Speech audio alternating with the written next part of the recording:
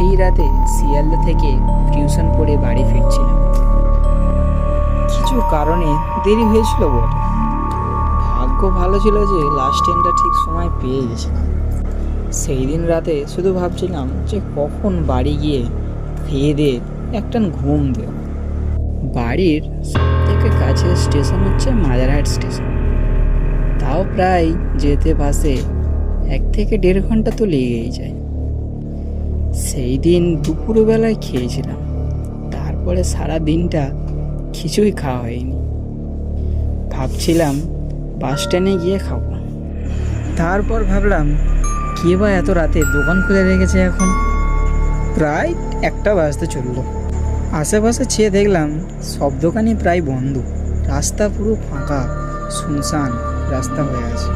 বাস স্টেশনে পৌঁছে দেখলাম একটা লোক দেখি না শুয়ে রয়েছে বেঞ্চে। তাকে জিজ্ঞাসা করে দেখা যাক যে একটা বাস কখন আসবে। জিজ্ঞাসা করেই ফেললাম, কাকু ও কাকু শুনতে পাচ্ছেন? এ বাবা, এত রাত্রি কোথায় থেকে আসছো বাবা? টিউশন পড়তে গেছিলাম। তা কি লাস্ট বাসটা কখন আসবে কিছু বলতে পারবেন আপনি? লাস্ট বাস আসবে 8 ঘন্টা পরে বাবা। লোকটা আমায় বললো বাসটা কখন আসবে। তারপরে ভাবলাম 0.5 ঘন্টা বাকি, কারণ অনেক টাইম কি করব দাঁড়িয়ে, একটু সামনে থেকে ঘুরে আসি। পেটে এত খিদে, থাকতে পারছি না। চাই যদি কোনো দোকান খোলা থাকে তাহলে কিছু খেয়ে আসতে পারবো বলে আমি সামনের দিকে এগাতে থাকলাম। পথ জানি না, চিনি না, অচেনা রাস্তা, তাও সামনের দিকে গিয়ে দেখলাম যদি কোনো দোকান খোলা থাকে দুমুঠো খেতে পারবো তো।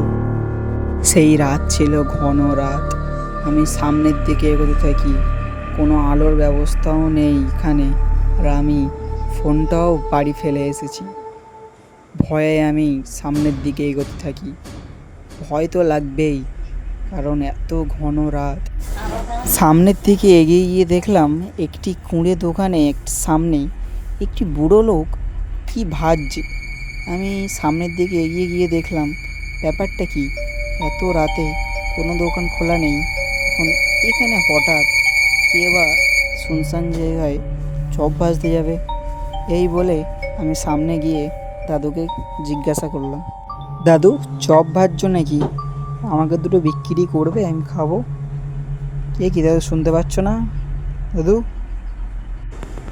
এই চপ আমি দিতে পারবো না।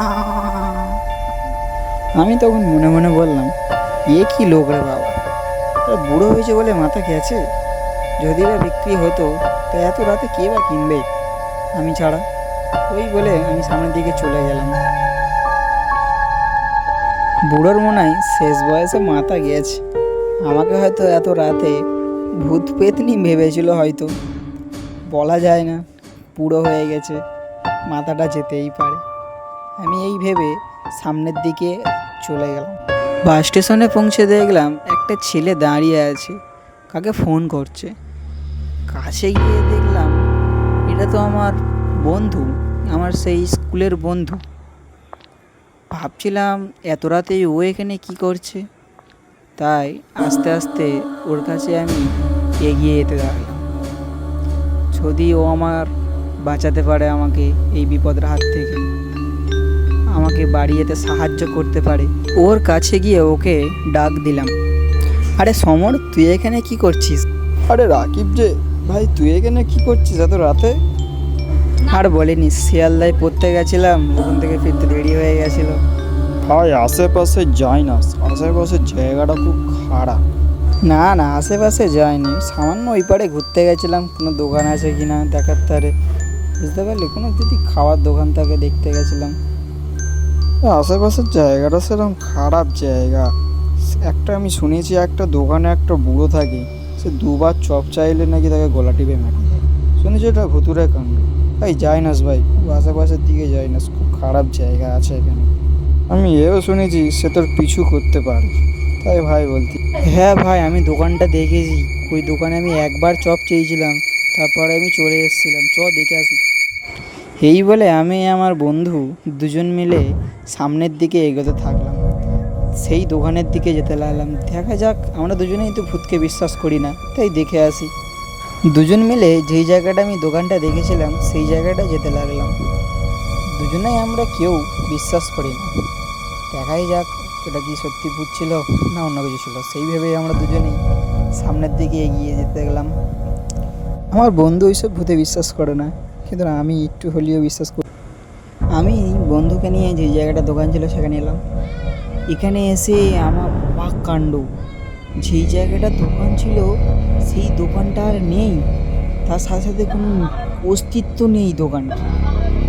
আমি এতটাই ভয় পেয়ে যাই, বন্ধুটাকে নিয়ে দৌড়ে পালাতে থাকি সোজা বাস স্টেশনে। বন্ধু যা বলেছিল তাই কি সত্যি ঠিক? আমার এতটাই ভয় পেয়ে যাই, পিছন ঘুরে একদম তাকাই নি, সোজা বাস স্টেশনের দিকে পালাইতে থাকি। আমি পিছন ঘুরে একবারও পিছনে তাকাইনি যে কী হয়েছে যে না হয়েছে। আমি আমার বন্ধু সোজা দৌড়াতে থাকলাম, পড়ি আর মরি পাঁচি করে দৌড়াতে থাকলাম সোজা বাস স্টেশনের দিকেই। বেঁচে থাকলে আমি আর জীবনেও রাত্রেবেলায় শিয়ালদায় পড়তে যাবো না, আর এ রাস্তার মুখ তো আর হবই না। আমি তারপরে বন্ধুকে বলিলাম, বন্ধু তোর কাছে ফোন আছে, তুই কোনো ক্যাব ড্রাইভারকে ফোন কর, এখানে ডাক। বন্ধু তারপরে ক্যাব ড্রাইভারকে ফোন করলো। ভাই বাড়ি ফিরে যাই, বেঁচে থাকলে জিন্দেগি রাত্রে সিনেমা দেখতে আসবো না। কিছুক্ষণ আমরা দাঁড়িয়ে থাকার পর আমাদের গাড়িটাও চলে আসলো আস্তে আস্তে আমাদের দিকে। আমরা গাড়ির মধ্যে উঠে বসলাম এবং প্রতিজ্ঞা করলাম বেঁচে থাকলে এই মুখে আর কখনো হব না।